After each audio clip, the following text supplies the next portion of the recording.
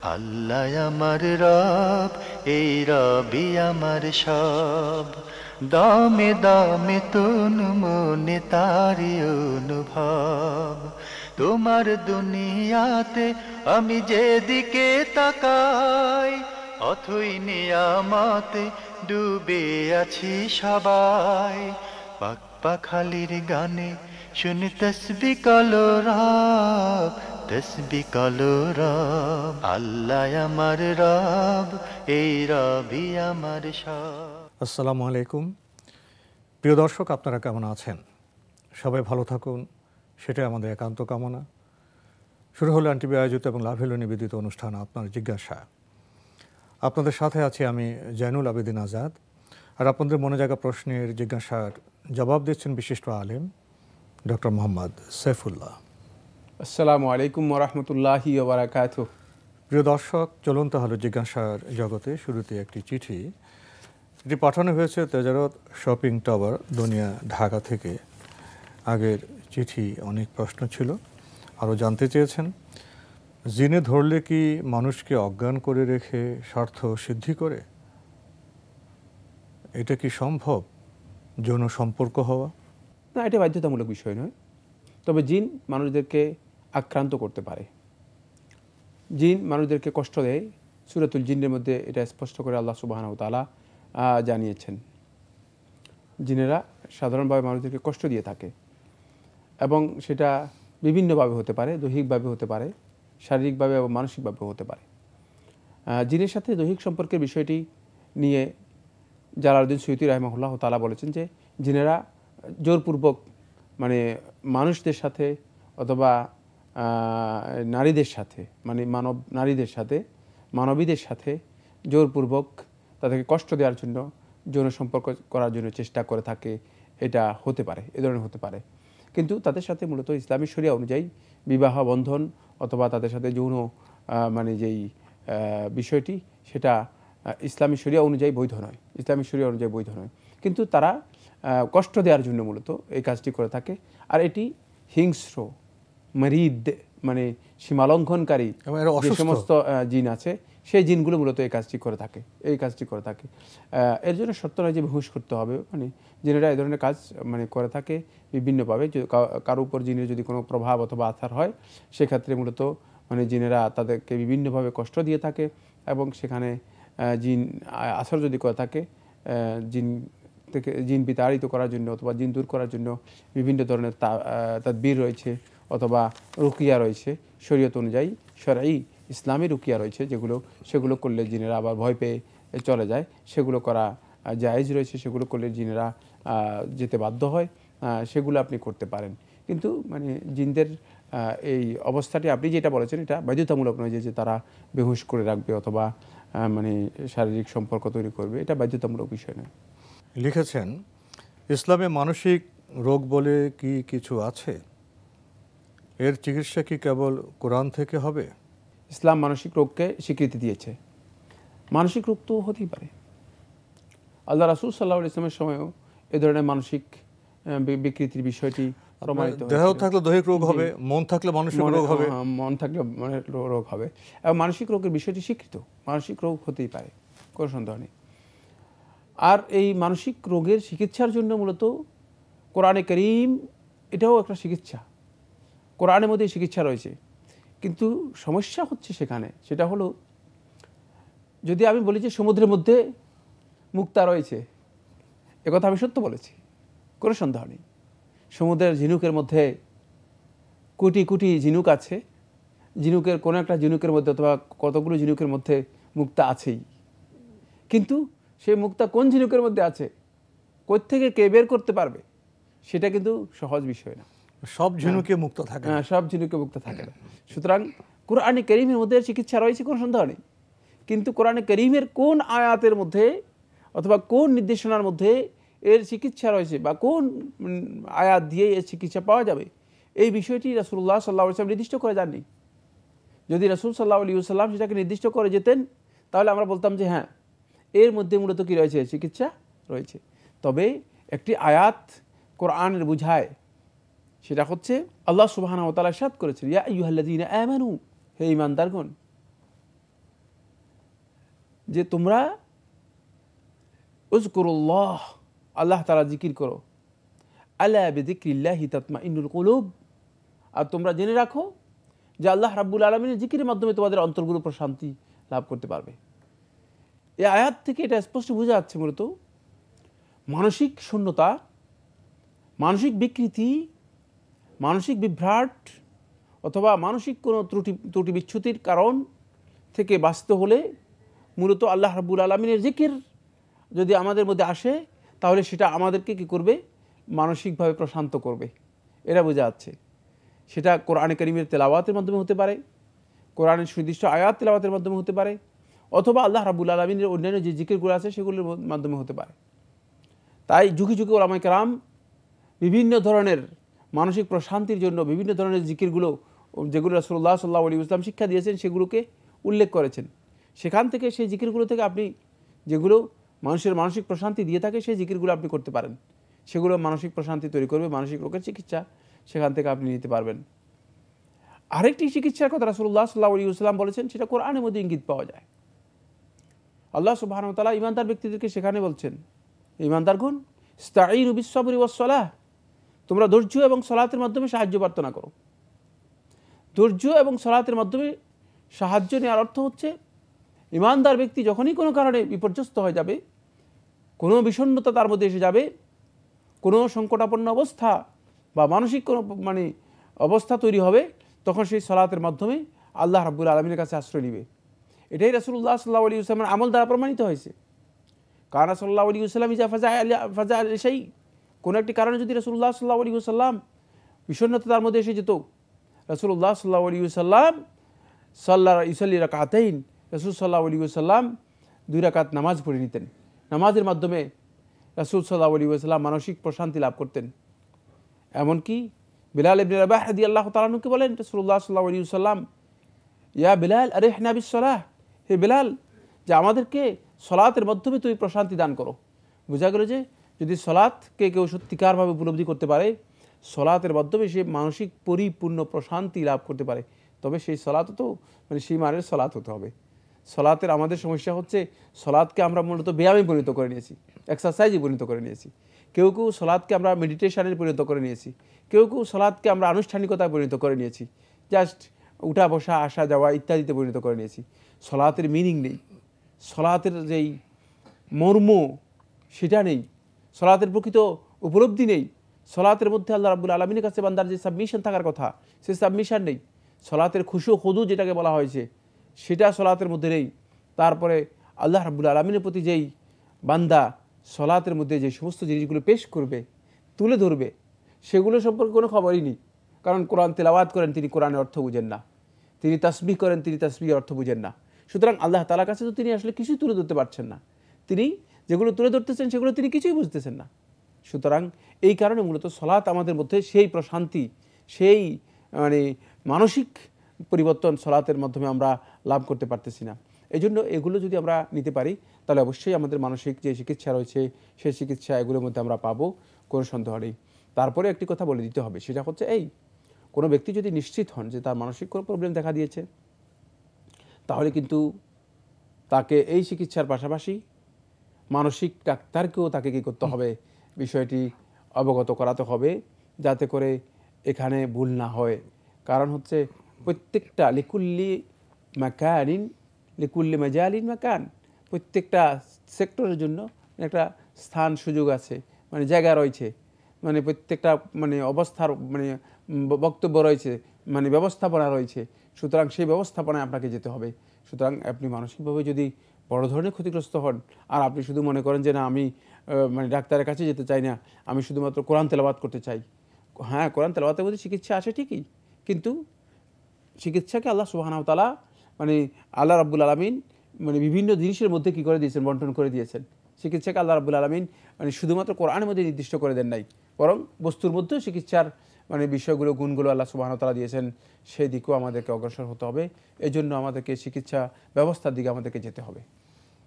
আমরা জানলাম, প্রিয় দর্শক, আপনি সবশেষে লিখেছেন কুরআন আর কোরআন কোনটি শুদ্ধ বাংলা ভাষায়? শব্দটা হচ্ছে কুরআন। কুরআন, কুরআন, এটা হচ্ছে শুদ্ধ। কিন্তু বাংলাতে যখন আপনি আসবেন, মানে অ্যাকুরেট উচ্চারণ যেটা, সেটা অ্যাপ্রোপ্রিয়েট উচ্চারণ সেখানে আসবে না, কারণ বাংলাতে তো আপনি সেভাবে লিখতে পারবেন না। মানে এখানে মোট 4টি বর্ণ, ঠিক আছে? 4টি বর্ণের মধ্যে 2টা বর্ণ বাংলা ভাষায় নেই, কাফও বাংলা ভাষায় নেই, রা ও বাংলা ভাষায় নেই। সুতরাং মানে আ আছে আর ন আছে, এই 2টা আছে। সুতরাং এই কারণেই এর উচ্চারণ কোনোদিন অ্যাপ্রোপ্রিয়েট হবে না, কোনোদিন অ্যাপ্রোপ্রিয়েট হবে না। আমরা বাংলা ভাষায় বলবো, বাংলা ভাষায় নেই, রা বাংলা ভাষায় নেই, বাংলা ভাষায় র আছে, পার্থক্য হচ্ছে বিশাল। আর বাংলা ভাষায় ক আছে, কাফ নেই। সুতরাং এই উচ্চারণটুকু এখানে অবশ্যই গ্যাপ থেকে যাবে, সঠিক উচ্চারণ করতে হলে গ্যাপ থাকবেই। প্রিয় দর্শক, আমরা কোরআন এবং কোরআন কোনটি সঠিক উচ্চারণ আমরা জানলাম, যে এক ভাষার পুরো উচ্চারণ অন্য ভাষা সম্ভব নয়। আমরা ব্যুৎপত্তি জেনে কাছাকাছি উচ্চারণ করার চেষ্টা করব। আর একটি শব্দ যখন অন্য ভাষায় চলে আসে, সেটা সে ভাষার শব্দ। এই ব্যাকরণের এবং ধ্বনিতাত্ত্বিক বিষয়গুলো জানলে আমাদের জন্য ভাষা চর্চা বেশ সহজ হয়ে যাবে। আল্লাহ আমার রব, এই রবি আমার সব। আল্লাহ আমার রব, এই রবি আমার সব। আমাদের কাছে একটি চিঠি পাঠিয়েছেন ডাক্তার মোহাম্মদ শাহাদাত হোসেন খান, শিমুলবাগ, পিরোজপুর থেকে। আপনি লিখেছেন, নবী সাল্লাল্লাহু আলাইহি ওয়াসাল্লামের কাছে একজন প্রশ্ন করলেন, ইয়া নবী সাল্লাল্লাহু আলাইহি ওয়াসাল্লাম, আমি রিজিকের প্রশস্ততা চাই। নবী করিম সাল্লাল্লাহু আলাইহি ওয়াসাল্লাম বললেন, তুমি সর্বদা অজু অবস্থায় থাকো, রিজিক প্রশস্ত হবে। আল হাদিস। এই হাদিস কতটুকু সঠিক? সনদের দিক থেকে কতটুকু বিশুদ্ধ মানে এই মুহূর্তে আমার খেয়াল পড়ছে না, তবে হাদিসটি নিয়ে বিতর্ক রয়েছে। রাসূলুল্লাহ সাল্লাল্লাহু আলাইহি ওয়াসাল্লাম আসবাবু সিহাতি যিকর, রিজিক যে সমস্ত কারণে বর্ধিত হয়, যেগুলো উল্লেখ করেছেন, যেগুলো সহিহ riwayat-এর মাধ্যমে সাব্যস্ত হয়েছে, সেখানে এই হাদিসটি উল্লেখ করা হয়নি। এই হাদিসটি উল্লেখ করা হয়নি। সেখান থেকে মনে হচ্ছে যেন এই হাদিসটি সনদের দিক থেকে অথবা গ্রহণযোগ্যতার দিক থেকে দুর্বল বা গ্রহণযোগ্য নয়, এটি মনে হচ্ছে। বাকি হাদিসটির পরিপূর্ণ তাহকিকের বিষয়টি আমরা হয়তো অন্য কোনো এক সময় আপনাদেরকে জানিয়ে দেব ইনশাআল্লাহ। তবে রিজিক প্রশস্ত করার আমল কি? আরও অনেকগুলো আমল রয়েছে, তার মধ্যে একটা হচ্ছে আত্মীয়তার সম্পর্ক রক্ষা করা, এটা রিজিক প্রশস্ততার একটি কারণ। সালাতে জামাতে অংশগ্রহণ করা নিয়মিত, এটা রিজিক প্রশস্ততার একটি কারণ। রাসূলুল্লাহ সাল্লাল্লাহু আলাইহি ওয়াসাল্লাম এগুলোকে উল্লেখ করেছেন। বিয়ে করা মানে এটাও রিজিক প্রশস্ততার একটি কারণ, আল্লাহ রাসূল সাল্লাল্লাহু আলাইহি ওয়াসাল্লাম সহিহ হাদিস দ্বারা সাব্যস্ত হয়েছে। এভাবে রিজিক প্রশস্ততার জন্য আল্লাহ নবী সাল্লাল্লাহু আলাইহি ওয়াসাল্লাম অনেকগুলো দিক নির্দেশনা দিয়েছেন।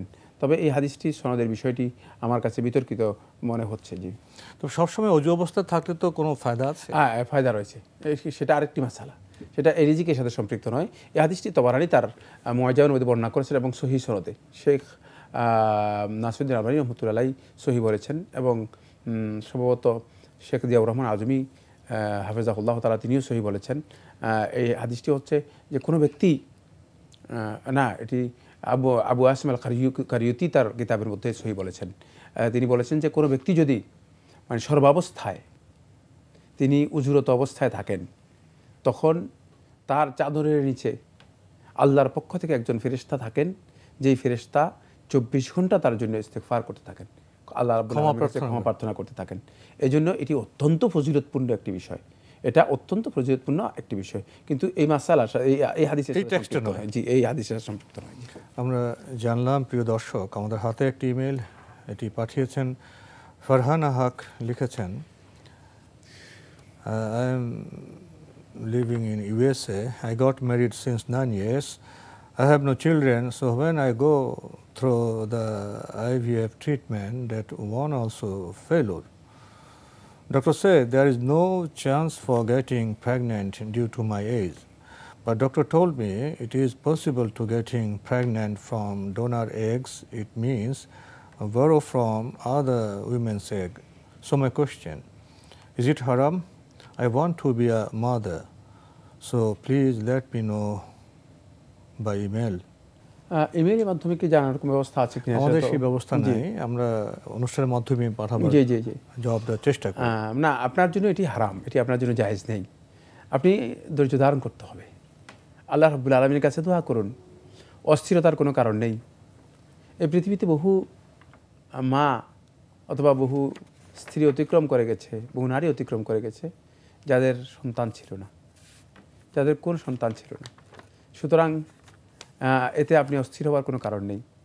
আল্লাহ নবী সাল্লাল্লাহু আলাইহি ওয়াসাল্লামের কাছে সবচেয়ে প্রিয়, মানে নারীদের মধ্যে সবচেয়ে প্রিয় যেই মহিলা উম্মুল মুমিনিন আয়েশা রাদিয়াল্লাহু তাআলা আনহা, তার সন্তান ছিল না। সুতরাং এর জন্য অস্থির হওয়ার কোনো কারণ নেই। ধৈর্য ধারণ করুন, ইহতিসাব করুন, আল্লাহ রাব্বুল আলামিনের কাছে সওয়াবের আশা করুন। তাহলে দেখবেন যে আল্লাহ সুবহানাহু ওয়া তাআলা আপনার এই কাজটাকে মানে অনেক বড় রিওয়ার্ডস হিসেবে দিবেন, অনেক বড় সওয়াব হিসেবে আল্লাহ রাব্বুল আলামিন আপনার সামনে পেশ করে দেবেন। সুতরাং মানে সেখানে আপনি ডাক্তার যেটা বলছে মানে সেটা অন্যের ডিম্বাণু আপনাকে নিয়ে যেটাকে ফার্টিলাইজ করতে বলা হচ্ছে, এই ফার্টিলাইজ করার বিষয়টি ইসলামী শরিয়া অনুযায়ী বৈধ নয়। আমরা জানলাম প্রিয় দর্শক আমাদের হাতে একটি চিঠি, যিনি পাঠিয়েছেন নাম প্রকাশে অনিচ্ছুক, লিখেছেন, আপনার জিজ্ঞাসা আমার প্রিয় অনুষ্ঠান, আমি এর প্রতিটি পর্বে দেখি এবং অন্যকে দেখতে উদ্বুদ্ধ করি। গত 21-11-18 তারিখের পর্বে রাসূল সাল্লাল্লাহু আলাইহি ওয়াসাল্লামকে ভালোবাসার প্রসঙ্গে সূরা তওবার 24 নম্বর আয়াতের উল্লেখ করা হয়েছে। উক্ত আয়াতে পিতা মাতা সন্তান সন্ততি স্ত্রী সহ সকল সম্পদের চেয়েও রাসূল সাল্লাল্লাহু আলাইহি ওয়াসাল্লামকে বেশি ভালোবাসার কথা বলা হলেও স্বামীর কথা বলা হয়নি। এমনকি পুরো প্রোগ্রামেও স্বামীর কথা উল্লেখ করা হয়নি। এক্ষেত্রে একজন নারী কি করবে? রাসূল সাল্লাল্লাহু আলাইহি ওয়াসাল্লামকে বেশি ভালোবাসবেন নাকি স্বামীকে? যাদের ভালোবাসার বিষয়টি একেবারেই মানে অপরিহার্য, যেখানে কোনো ধরনের কাট আসে না, বিচ্ছিন্নতা আসে না, সন্তানের ভালোবাসা, পিতার ভালোবাসা, মায়ের ভালোবাসা, মানে এই জন্য এদের কথা বিশেষভাবে উল্লেখ করা হয়েছে। আর স্বামীর ভালোবাসাটি অন্য সমস্ত মানুষের মধ্যে নিয়ে যাওয়া হয়েছে, কারণ অন্য মানুষের ভালোবাসার সাথে স্বামীর ভালোবাসা একসাথ হয়ে গিয়েছে। খুবই সহজ কথা, কারণ অন্যদের ভালোবাসা যেটা সেখানে অন্যদের মধ্যে স্বামীও একজন। স্বামী আজকে আপনার স্বামী অনেক ভালোবাসেন, কিন্তু হয়তো 3 মিনিটের মধ্যেই স্বামী আর থাকবে না, তিনি তালাক দিলেন, স্বামী আর থাকবেন না, স্বামীর সাথে আর কোনো সম্পর্ক নেই। সুতরাং আপনি এটা খুব সহজ করে বোঝার বিষয় রয়েছে, মানে ভালোবাসার বিষয়ে যাদের বিষয়টি একেবারেই আপনার সাথে রিলেটেড, সম্পৃক্ত, তাদের কথা উল্লেখ করে আর সমস্ত মানুষের ভালোবাসাকে একসাথ করে দেওয়া হয়েছে, তার মধ্যে স্বামীর ভালোবাসার কথা রয়েছে। তাই এত মানে কনফিউজড হওয়ার কোনো কারণ নেই। স্বামীর ভালোবাসা তো অবশ্যই আল্লাহর ভালোবাসার চেয়ে অনেক অনেক কম হবে। যেখানে পিতামাতার কথা বলা হয়েছে, যেখানে সন্তান সন্ততির ভালোবাসার কথা বলা হয়েছে, তাদের ভালোবাসার চেয়েও আল্লাহ রাব্বুল আলামিনকে, আল্লাহ রাসূলকে এবং আল্লাহর রাস্তায় জিহাদকে বেশি ভালোবাসতে হবে। হ্যাঁ, সুতরাং স্বামী সাধারণ মানুষদের মধ্যে আসবে এবং সাধারণ মানুষের যে ভালোবাসা রয়েছে এই ভালোবাসার মধ্যে আপনি স্বামীকে পাবেন। তাই স্বামীর ভালোবাসা তো অবশ্যই মানুষের মধ্যে থাকবে, কিন্তু সেটা মানবিক ভালোবাসা, মানবিক ভালোবাসা, কিন্তু আল্লাহর ভালোবাসা এর অনেক, রাসূলের ভালোবাসা প্রসঙ্গে আল্লাহ, রাসূল এবং জিহাদ ফি সাবিলিল্লাহ, 3টি জিনিসের কথা উল্লেখ করা হয়েছে।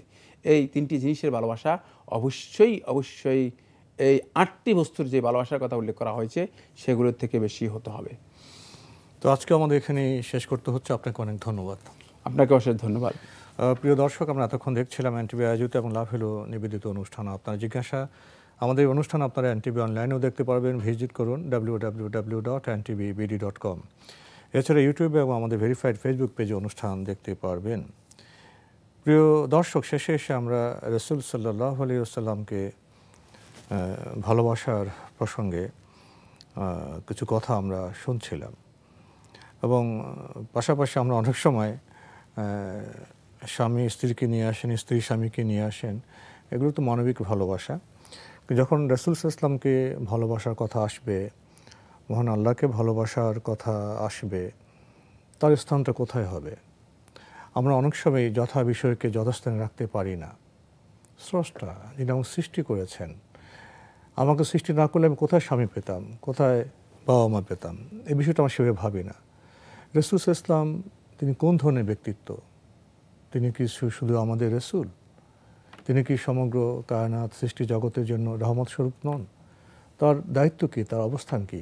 আমরা বোধহয় সেভাবে সেটা ভাবতে পারি না, গভীরে যেতে পারি না। অনেক সময় আমরা সব একাকার করে ফেলি, এক জায়গায় নিয়ে এসে যথা বিষয়কে আমরা যথাস্থানে রাখতে পারি না বলেই এসব প্রশ্ন আমাদের মধ্যে জেগে থাকে। আসুন আমরা যথা বিষয়কে যথাস্থানে রাখার মতো জ্ঞান অর্জন করি, চর্চা করি, তাহলে আমাদের চিন্তার জগৎ অনেক পরিচ্ছন্ন হবে, অনেক সুষ্ঠু হবে। চিঠি লিখুন, প্রশ্ন পাঠান আমাদের ঠিকানায়। পরিচালক আপনার জিজ্ঞাসা, এনটিভি, বিএসসি ভবন, 7ম তলা, 102 কাজী নজরুল ইসলাম এভিনিউ, কারওয়ান বাজার, ঢাকা 1215। আপনারা ইমেল করতে পারেন। আমাদের ইমেল অ্যাড্রেস আপনার জিজ্ঞাসা @ntvbd.com। প্রিয় দর্শক, মহান আল্লাহ আমাদের সবাইকে নিরাপদে রাখুন, রাখুন শান্তিতে। আসসালামু আলাইকুম। আল্লাহ আমার রব, এই রবি আমার সব, দামে দামে তুন মনে তারি অনুভব। আল্লাহ আমার রব, এই রবি আমার সব।